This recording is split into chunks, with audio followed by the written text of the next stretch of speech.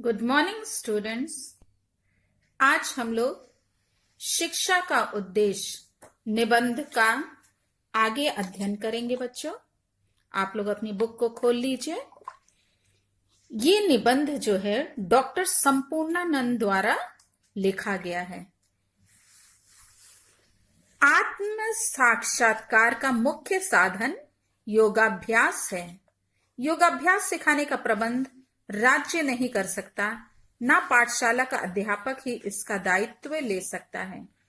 जो इस विद्या का खोजी होगा वह अपने लिए गुरु ढूंढ लेगा, परंतु इतना किया जा सकता है और यही समाज और अध्यापक का कर्तव्य है कि व्यक्ति के अधिकारी बनने में सहायता दी जाए, अनुकूल वातावरण उत्पन्न किया जाए।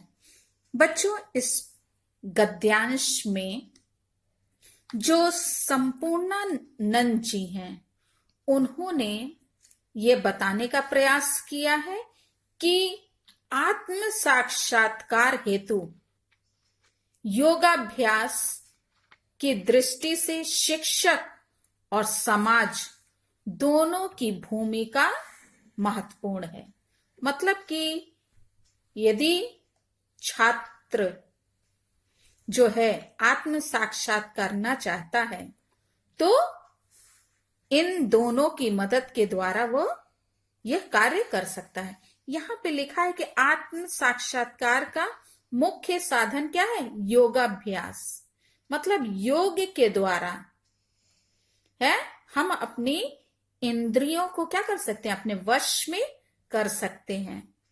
यहां पे लेखक कह रहे हैं कि व्यक्ति का प्रमुख पुरुषार्थ शक्ति, ज्ञान एवं आनंद से परिपूर्ण अपनी आत्मा का साक्षात्कार करना है।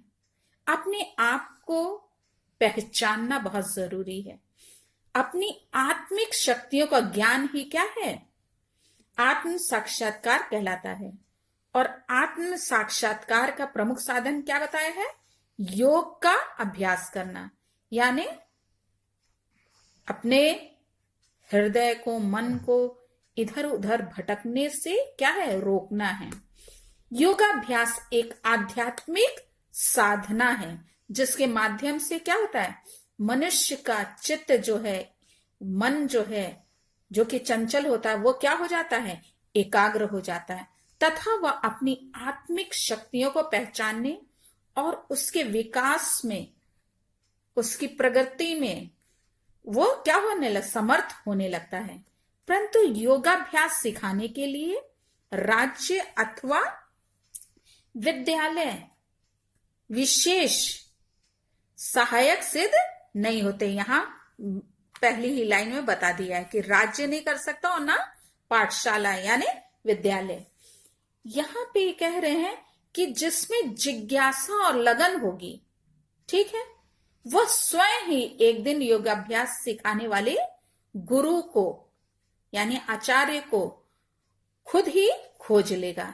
समाज और शिक्षक तो व्यक्ति की इतनी ही केवल सहायता कर सकते हैं कि वो क्या करें? उनके अनुकूल वातावरण वो उत्पन्न कर सकें। यानी कि कहने का मतलब है कि उनके लिए आवश्यक साधन आदि सुलभ कराकर इस दिशा में वो बस प्रेरित कर सकते हैं। देखिए आगे क्या लिखा है। यहां पाठ्य विषयों की चर्चा करना आवश्यक है, वह ब्यौरे की बात है, परंतु चरित्र का विकास ब्यौरे की बात नहीं, इसका महत्व सर्वोपरि है। चरित्र शब्द का भी व्यापक अर्थ लेना चाहिए। पुरुषार्थ को सामने रखकर ही चरित्र संवारा जा सकता है। पुरुषार्थ बच्चों आप लोग जानते हैं, धर्म, अर्थ, काम और मोक्ष, इन चारों को मिलाने से क्या बनता? पुरुषार्थ। प्रत्येक छात्र की आत्मा अपने को ढूंढ रही है, पर उसे इसका पता नहीं। अज्ञानवशात वह उस आनंद को जो उसका अपना स्वरूप है बाहरी चीजों में ढूंढती है। जब कोई अभिलक्षित वस्तु मिल जाती है तो थोड़ी देर के लिए सुख का अनुभव होता है, परंतु थोड़ी देर के बाद चित्त किसी और वस्तु की ओर दौड़ता है, क्योंकि जिसकी खोज है वो कहीं मिलता नहीं, सब इसी खोज में है। ऐसी दशा में आपस में संघर्ष होना स्वाभाविक है। यदि 10 आदमी अंधेरी कोठरी में टटोलते फिरेंगे तो बिना टकराए रह नहीं सकते। एक ही वस्तु की अभिलाषा जब 2 या 2 अधिक से अधिक मनुष्य करेंगे तो उसमें अवश्य मुठभेड़ होगी।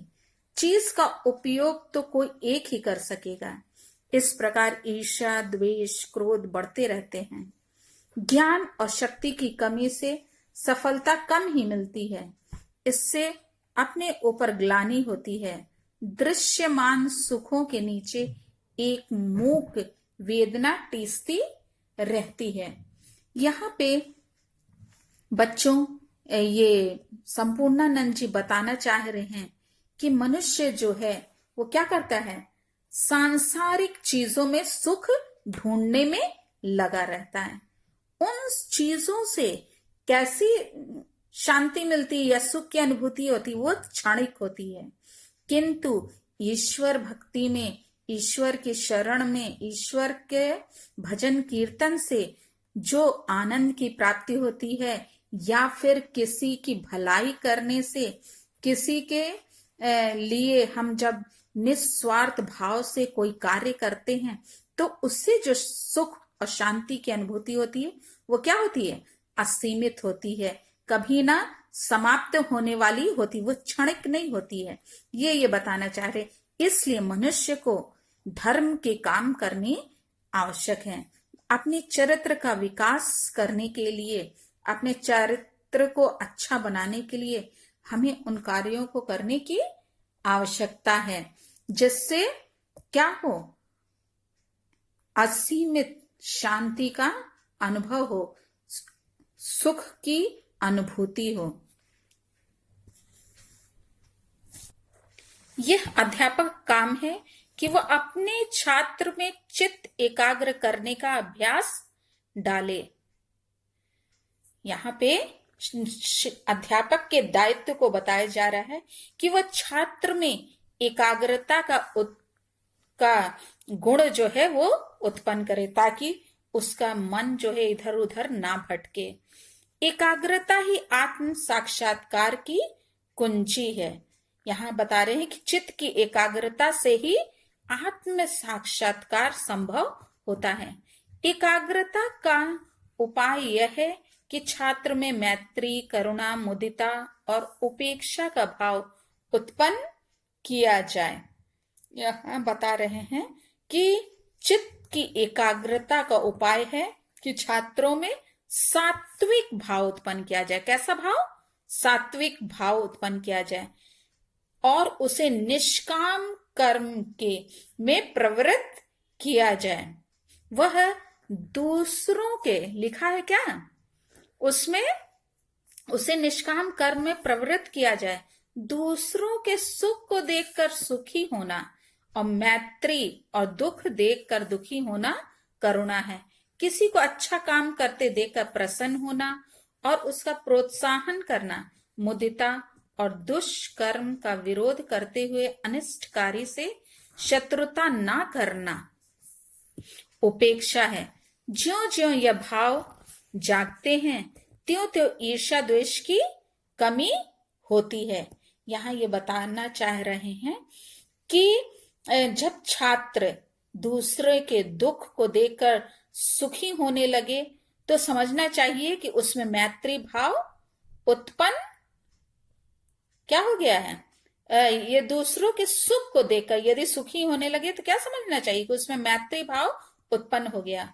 और जब उसके अंदर दुख को देखकर दुख का अनुभव करे तो मानना चाहिए कि उसमें करुणा का भाव जागृत हो गया है। आगे वो कह रहे हैं कि जब वह दूसरों के अच्छे कार्यों को देखकर प्रसन्नता के साथ साथ उसको प्रोत्साहित भी करने लगे तो समझना चाहिए कि उसमें प्रसन्नता का भाव उत्पन्न हो गया है। देखिए आगे क्या लिखा है। ज्यों ज्यों यह भाव जागते हैं, त्यों तो ईर्ष्या द्वेष की कमी होती है। निष्काम कर्म भी राग द्वेष को नष्ट करता है। ये बातें हंसी खेल की नहीं है, परंतु चित्त को इधर उधर फेरना तो होगा ही। सरल सफलता चाहे बहुत धीरे ही प्राप्त हो, इस प्रकार का प्रयास भी मनुष्य को ऊपर उठाता है। निष्कामता की कुंजी यह है कि अपना ख्याल कम और दूसरों का अधिक किया जाए। ये बच्चों सुक्तिपरक वाक्य है कि निष्कामता की कुंजी यह है कि अपना ख्याल कम रखा जाए और दूसरों का अधिक किया जाए। आरंभ से ही परार्थ साधना, लोक संग्रह और जीव सेवा के भाव उत्पन्न किए जाए। जब कभी मनुष्य से थोड़ी देर के लिए सच्ची सेवा बन पड़ती है तो उसे बड़ा आनंद मिलता है। भूखे को अन्न देते समय, जलते या डूबते को बचाते समय और रोगी की शुश्रूषा करते यानी सेवा करते समय कुछ देर के लिए उसके साथ तन्मयता हो जाती है। मैं पर का भाव तिरोहित हो जाता है। उस समय अपने स्व की एक झलक मिल जाती है। मैं तू के कृत्रिम भेदों के परे जो अपना सर्वात्मक शुद्ध स्वरूप है उसका साक्षात्कार हो जाता है। आगे कह रहे हैं, उस समय अपने स्व की एक झलक मिल जाती है। मैं तू के कृत्रिम भेदों के परे जो अपना सर्वात्मक शुद्ध स्वरूप है उसका साक्षात्कार हो जाता है। जो जितने ही बड़े क्षेत्र के साथ तन्मयता प्राप्त कर सकेगा उसको आनंद और स्वरूप दर्शन की उतनी ही उपलब्धि होगी। हमारी सुविधा और चरित्र निर्माण के लिए यह तो नहीं हो सकता है कि लोग आए दिन डूबा और जला करें या भूख प्यास से तड़पा करें, परंतु सेवा के अवसरों की कमी भी नहीं होती। सेवा करने में भाव यह ना होना चाहिए कि मैं इसका उपकार कर रहा हूं, वरन यह कि इसकी बड़ी कृपा है जो मेरी तुझ सेवा स्वीकार कर रहा है। यह भी याद रहे कि सेवा केवल मनुष्य की नहीं, जीव मात्र की करनी है। पशु पक्षी कीट पतंग के भी स्वत्व होते हैं, उनका भी आदर करना है। बच्चों इसमें ये संपूर्णानंद जी जो है वो बताना चाह रहे हैं कि हमें क्या करना है। जैसे जैसे हम क्या करते हैं, मैत्री, करुणा, प्रसन्नता और उपेक्षा के भाव में जागृत होते हैं, वैसे वैसे क्या होता है, हमारे मन में ईर्ष्या और द्वेष की भावना कम होती है। जैसे ऐसी स्थिति में उसमें एकाग्रता उत्पन्न होती है और एकाग्रता उत्पन्न से होने से ही क्या होता है, साक्षात्कार हो सकता है। और आगे ये कह रहे हैं कि हमें केवल प्राणी मात्र की ही सेवा नहीं करनी है, बल्कि किसकी करनी है, मानव, पशु पक्षी और जितने जीव जंतु हैं, प्राणी मात्र सभी की हमको सेवा करनी है। यहाँ पे ये बताना चाह रहे हैं कि मैत्री, करुणा और उपेक्षा का भाव जागृत होने पर क्या होता है, व्यक्ति में निष्काम भावना उत्पन्न होती है। यानी कि मनुष्य जो है वो फल की इच्छा से रहित होकर कर्म करता है। मतलब उसको उसके बदले में फल नहीं चाहिए, वो उसके में सात्विक भाव उत्पन्न हो जाता है। ठीक है। और ये यहाँ पे बताना चाह रहे हैं कि अपनी अपेक्षा दूसरे व्यक्तियों का अधिक ध्यान मनुष्य रखने लगता है। छात्र में प्रारंभ से ही परोपकार, लोक कल्याण, जीव सेवा और दूसरों की सेवा हेतु भावना जो है उत्पन्न करना अध्यापक का क्या है, कर्तव्य होना चाहिए। ऐसी भावना उत्पन्न होने पर मनुष्य क्या होता है, मनुष्य आत्म साक्षात्कार करते हुए परम आनंद का जो अनुभव करने लगता है, उसको असीम सुख और शांति का अनुभव होता है। जब मनुष्य सच्चे मन से किसी की मदद करता है, किसी डूबते हुए को बचाता है या भूखे को अन्न देता है या किसी रोगी की सेवा करता है, तो उसमें क्या होता है, मैं और पर की भावना जो है इससे वो क्या हो जाता है, ऊपर उठ जाता है। उस समय उसमें क्या है, आत्मा की झलक दिखाई देती है। और वास्तव में यही क्षण क्या है, आत्म साक्षात्कार का क्षण होता है। यहाँ पे ये बता रहे हैं कि दूसरों की सेवा की भावना जो है जितनी अधिक प्रबल होगी, उतना ही अधिक समय, जितने अधिक समय के लिए होगी, मतलब कि दूसरों की सेवा करने की भावना हमारे अंदर, उतने ही अधिक समय के लिए क्या होगा, आत्म साक्षात्कार भी संभव हो सकेगा। इसलिए यहाँ पे अध्यापक का कर्तव्य है कि छात्रों के चारों ओर ऐसा वातावरण उत्पन्न किया जाए ताकि वो अपने आप को पहचाने, अपने चित्त, अपने हृदय को संयमित करके वो एकाग्र करके और क्या करे, दूसरों की भलाई के लिए, सेवा के लिए अपने समय को निकाले, ताकि वो कुछ ऐसे कर्म करे जिससे उसको परम आनंद का अनुभव हो। ठीक है बच्चे, आगे का हम लोग फिर आगे पढ़ेंगे। Thank you.